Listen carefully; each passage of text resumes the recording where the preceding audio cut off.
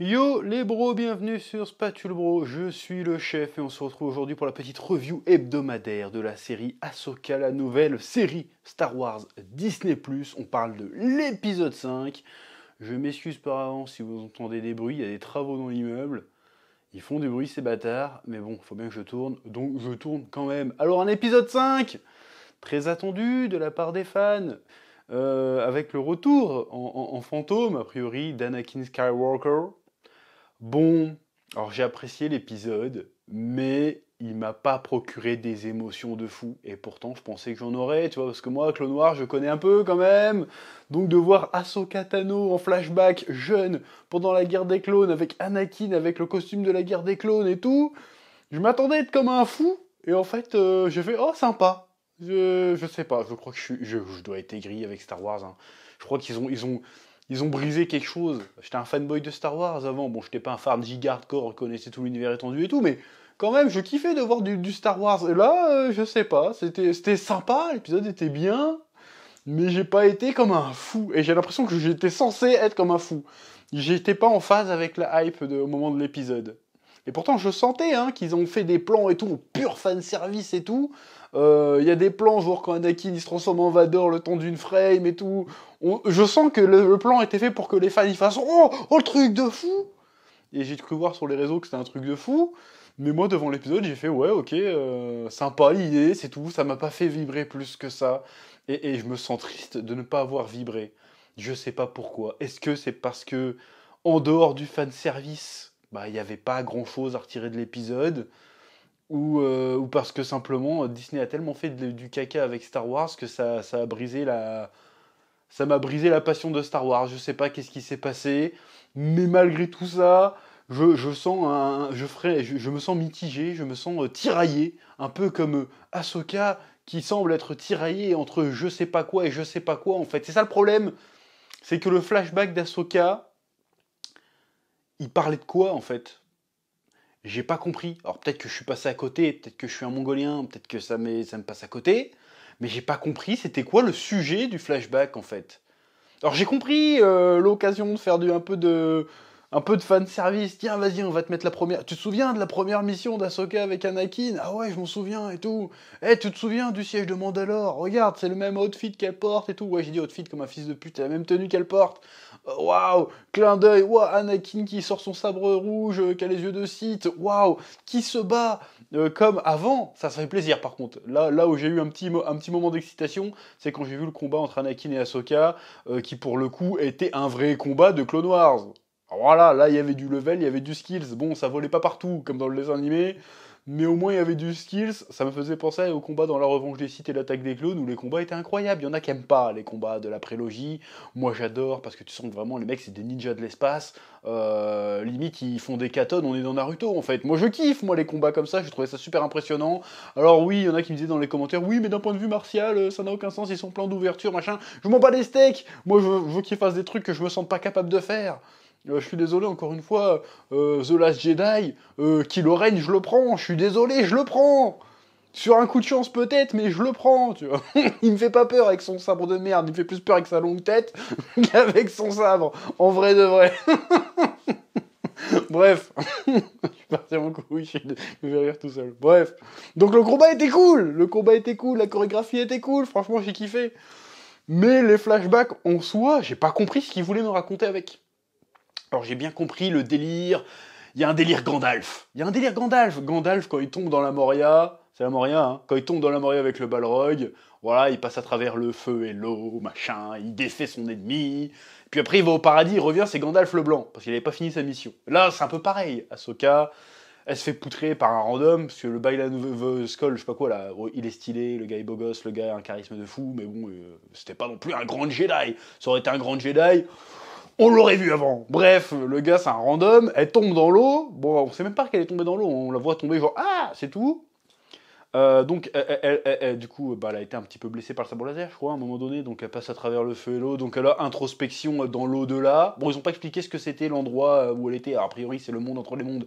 Mais encore une fois, ça, c'est un genre de truc que si t'as pas vu toutes les séries intermédiaires, tu sais pas ce que c'est. Ça aurait été pas mal, juste au cours d'un dialogue, de réexpliquer ce que c'était. Mais bon, on va passer. Et donc, elle voit aux portes de la mort et elle voit Anakin Skywalker. Sauf que je n'ai pas compris ce que Anakin Skywalker est en train de lui enseigner. Sauf ce qu'il est en train de dire. Genre, c'est ta dernière leçon, c'est de vivre ou mourir. Et à la fin, fait, je choisis de vivre. Et du coup, elle revit. Mais j'ai pas compris quel élément des flashbacks qu'on a eu lui dit, hé, j'ai envie de vivre. Tu vois ce que je veux dire? J'ai pas compris. Alors peut-être que c'est trop subtil pour moi, peut-être que je suis passé à côté. Donc si vous avez compris c'était quoi le message, c'était quoi le propos dans tous ces flashbacks, dites-le moi. Alors j'ai cru comprendre que en fait, ce qui la faisait hésiter à lâcher le combat, c'est quelque part qu'elle prenait un peu pour elle le délire du passage du côté obscur d'Anakin Skywalker. Alors qu'en fait, elle est un peu anecdotique là-dedans, donc je comprends pas trop le délire. Et même, c'était pas vraiment le sujet. Le premier flashback sur la première bataille a fait mais quand c'est qu'on se batte jusqu'à quand? Bah jusqu'à que la guerre soit finie ou un truc comme ça. Et si je refuse de me battre, eh ben tu vas mourir. Donc du coup, je comprends que Anakin il est là pour motiver Ahsoka à pas mourir. Genre, il faut continuer à te battre. Tu es une guerrière, donc tu dois pas mourir. C'est tout. C'est un peu léger comme délire. T'as pas besoin d'un flashback pour ça, en fait. Tu vois ce que je veux dire? Donc j'ai l'impression que c'était vraiment une idée sympathique qu'ils ont étirée sur quasiment toute la longueur de l'épisode, qui est très cool, en vrai. Parce que t'as des plans sur Vador, tu vois Anakin et Vénère qui tapent, tu vois des flashbacks de Clone Wars, ce que les fans voulaient voir en entendant parler d'une série Ahsoka, qui donne même à certains l'envie, certainement, de voir un peu plus de Clone Wars en live action, parce qu'on voit Rex et tout, tu fais « Oh, ça a l'air sympa !» Mais c'est tout en fait. Je sais que je vais mettre le gars pointilleux qui casse les couilles, qui est jamais content, qui est aigri. Et peut-être que c'est vrai. Mais je m'attendais à qu'il y ait vraiment une résonance quoi, dans ce qui se passe. Parce que c'est quand même un événement. T'as Ahsoka qui revoit Anakin, qui est aux portes de la mort. Ils expliquent même pas ce qu'il fout là. On sait pas si c'est le vrai ou quoi que ce soit. C'est juste, non mais ta gueule c'est cryptique, c'est un peu... c'est spirituel.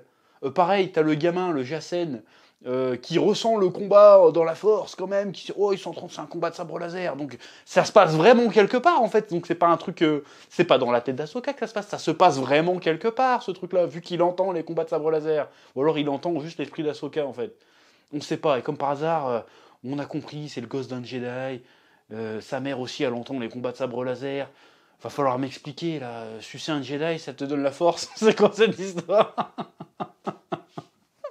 Bon, en vrai, c'est juste pour la punchline. Bon, j'imagine que c'est le jeune Jacen. Bon, c'est un Rey Skywalker, Jacen, hein, qui n'a pas été formé à la force, mais qui a quand même une sensibilité de ouf et qui arrive à faire entendre à sa mère ce que lui entend. Voilà, donc pourquoi Ahsoka s'emmerde à former Sabine, qui est pas capable de faire bouger un caillou, qui a pas la force du tout? Pourquoi elle prend pas ce gamin-là pour le former, en fait? Je comprends pas le délire, encore une fois. C'est quoi, ça? Ça n'a aucun putain de sens. Enfin, bref. Donc, à la fin elle se bat contre méchant Anakin, elle fait c'est bon, je veux vivre. Du coup, il redevient gentil Anakin. Et du coup, elle se réveille. Et du coup, là, elle s'habille en blanc. Parce qu'elle renaît. Du coup, maintenant, c'est Ahsoka la Blanche. Voilà. Elle va appeler les aigles pour qu'ils aillent chercher Sam et Frodon sur la montagne du destin. Je sais pas c'est quoi le délire. Et donc, du coup, elle décide tiens, je vais parler aux baleines pour aller retrouver Sabine et les autres dans l'autre galaxie. Donc elle va voir la baleine elle fait ok c'est bon vas-y, elle rentre dans la bouche de la baleine, et en fait elle redevient positive. En fait c'est ça que j'ai compris à la fin de l'épisode, c'est que vas-y, c'est ce que j'ai compris, mais c'est pas ça que l'épisode raconte, hein. J'ai compris qu'elle avait plus ou moins fait la paix avec son passé, avec ses doutes, avec ce machin, elle fait que plutôt que douter, faire la seule chose qu'elle sait faire, c'est-à-dire se battre. Comprendre, vivre à fond, et on verra bien ce qui se passe. Parce que je suis une guerrière, je me laisse pas abattre. Oui, j'ai subi une défaite. Oui, je doute, mais j'arrête de douter. Je suis une guerrière, j'affronte cette bataille à venir et je vais le cœur vaillant vers l'avant, vers l'aventure. Donc elle rentre dans le ventre de la baleine. Peut-être encore une métaphore biblique, je ne sais pas. Et donc, elle part avec les baleines en hyperespace vers l'autre galaxie. Et puis, fin de l'épisode. Pareil, il y a d'autres trucs dans l'épisode qui me dérangent. La flotte qui arrive pour attraper Hera Syndulla parce qu'elle a désobéi aux ordres. Il est où le foutage de gueule à un moment donné? C'est-à-dire qu'on vous dit qu'il y a des méchants qui font des méchancetés par là-bas. Oh non, c'est rien, on n'envoie pas la flotte. Par contre, t'as dit attendez, je rentre dans 1 heure parce que je suis occupé à faire un truc. J'ai pris que 4 petits vaisseaux avec moi. vous pouvez quand même faire vos histoires, de toute façon il n'y a pas la guerre, donc votre flotte elle sert à rien en fait, donc c'est pas grave, vas-y, je vais prendre 2-3 vaisseaux pour partir en petite mission de mon côté, tranquille, il n'y a pas de lézard, tu vois. Là non, ah, attention, ah, alors là non, elle a pris 4 X-Wing, envoyez la flotte. Là, va falloir un peu de cohérence, les frérots. Là, encore une fois, je chipote, mais au bout d'un moment, ça devient débile. Et j'ai une question aussi. Depuis quand les vaisseaux de Star Wars se conduisent comme les vaisseaux dans Star Trek? J'ai jamais vu ça avant. À part si, bataille d'Endor avec l'amiral Akbar qui est sur son fauteuil et qui fait ouais, envoyez torpille, machin, bien chouette. C'est tout. Sinon, maintenant, c'est vas-y, on est comme dans Star Trek, Jean-Luc Picard. Abaisser le bouclier déflecteur, bzou, bzou, entrer en communication avec les Klingons. C'est quoi ça? C'est comme ça dans Star Wars maintenant. C'est nouveau. Franchement, c'est nouveau. Ou alors c'est moi qui ne connais rien, ce qui est peut-être possible. Mais ça me fait... C'est Star Trek. Eh, Hurrah, mettez-nous en communication. Oui, on est où, là? On se téléporter après, on est où? C'était très très bizarre. Pour moi, Star Wars, c'était justement un peu plus... Fallait y aller à la mano pour conduire un vaisseau, quoi. C'était pas genre, vas-y, je donne les directives. C'était plus... Tu vois ce que je veux dire ou pas? Bon, après, ça vient sans doute du fait que dans Star Wars, on est plus orienté chasseur qu'orienté gros vaisseau, comme dans Star Trek. Star Trek, il n'y a pas de chasseurs, c'est que des gros vaisseaux, tu vois. Donc c'est peut-être pour ça qu'on n'a pas l'habitude de voir ça. Mais bon, bref, ça m'a perturbé. Pareil, bon, ils ont mentionné un personnage de la trilogie d'origine. Ils ont dit, la sénatrice Organa ne pourra pas vous couvrir éternellement. J'ai fait, ah bah, elles existent. Ah bah tiens, ils existent. Ah bah tiens. Mais pareil, si vous avez peur d'un retour de l'Empire, je vous pose la question, pourquoi vous n'avez pas impliqué Luke Skywalker, tout simplement, hein. Bon, je sais, ça coûte cher à faire des deepfakes, d'accord, mais au moins le mentionner. Bah, il peut pas, il est autre part, il est en train de former sa nouvelle Académie Jedi. Voilà.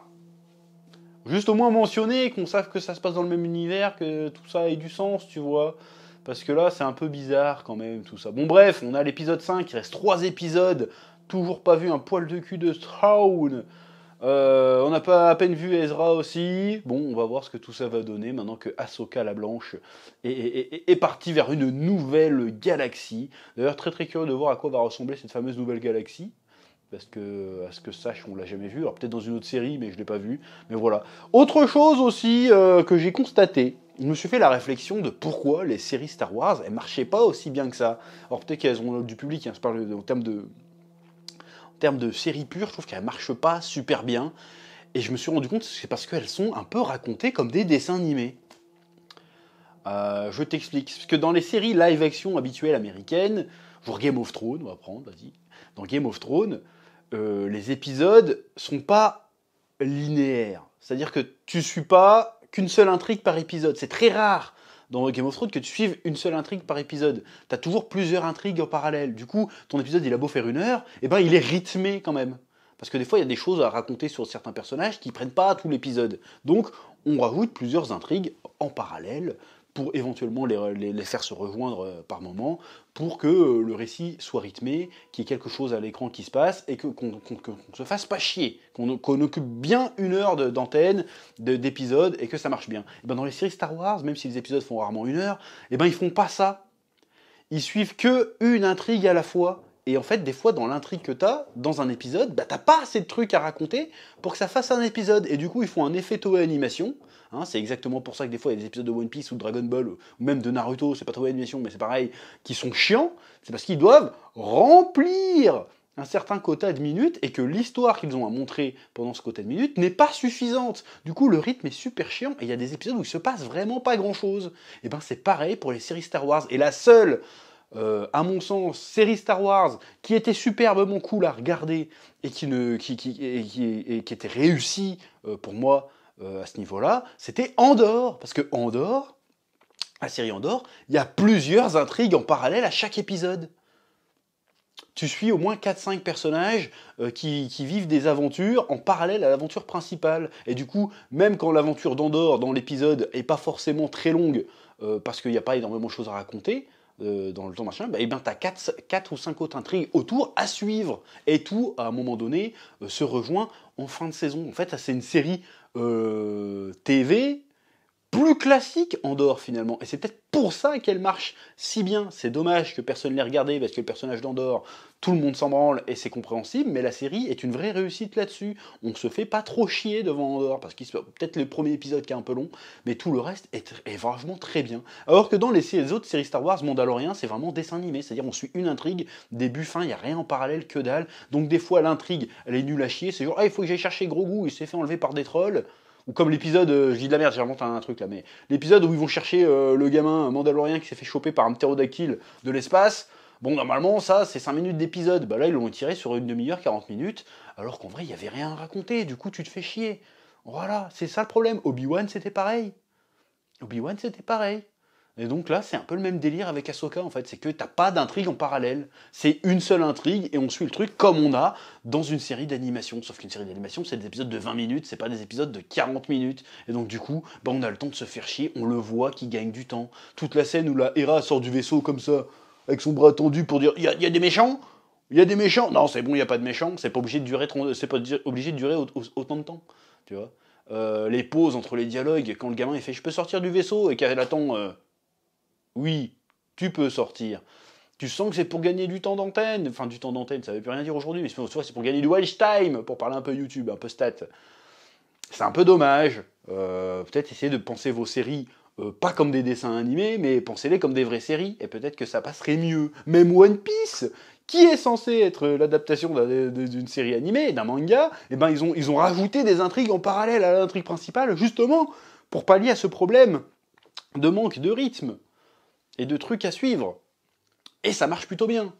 Donc essayez de faire ça à l'avenir, je sais pas, maintenant c'est trop tard, c'est déjà filmé, c'est déjà tourné, mais c'est une réflexion que je voulais partager, voilà. Bon, un épisode, somme toute sympathique, qui n'a pas réussi à me faire frétiller la corde sensible. Voilà, peut-être parce qu'Aiden Christensen, on l'avait déjà vu dans le décevant Obi-Wan, et du coup j'avais plus la même émotion, c'était pas genre, oh, tu vois, il n'y avait plus la même émotion, mais en tout cas c'était très sympa.